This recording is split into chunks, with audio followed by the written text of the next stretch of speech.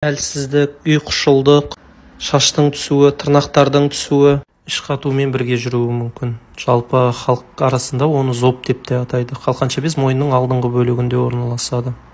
Артық терминсіз қалқанша безінің ауруларын, себебін және емін түсіндірейін. Ал сіз 2 секунд уақытыңызды бөліп, каналға лайық басып кетіңіз. Ол каналға қосқан үлкен үлесіңіз. Пайдалы ақпараттарды жіберіп алмау үшін каналға тіркеліп кетуді ұмытпаңыз.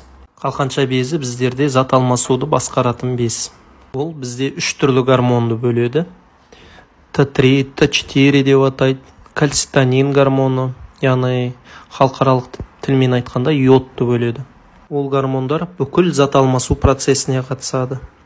Яғни қалқанша безі көп жұмыс жасайтын болса, жеген тамақтарды ыдыратып жіберіп отырады. Яғни сіз қанша тамақ жесеңіз де көп семірмейсіз. Сосын көзіңіздің шұңқырайып кетуі